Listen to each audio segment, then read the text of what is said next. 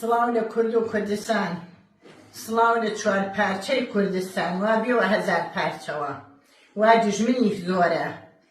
من وەک دایکێ دایی دوو دانە شەهید و دانە قارەمان، یەکی هانە بوا کورد جەنازەی شمنەتی، یەکی شا لە ڕۆژاوە.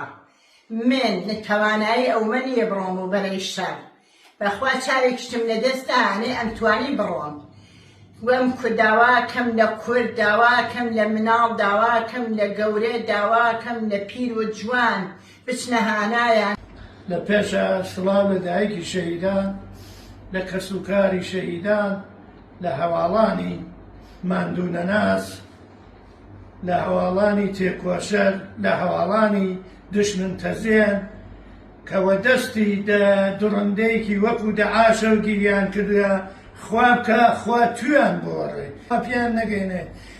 داوا ئەەکەم لەو گەنجێلە یەک بە یەک دەست بوونە یەکەوە ڕۆژی غیرەتە بێن، هەر ئەمرن ڕۆژێکەوێ ئەمری 100 ساڵ عمر بکەی ئەشێ بمری، تۆ مناڵی ناوی خۆڵی ئەشی بچیتە ناو خۆڵ، بڕۆن ئەو کارەمانەتیە بەدەست بێرن، با ئێمەیش لێرەوە لە خۆشی ئێوە گەنجە بووینەوە.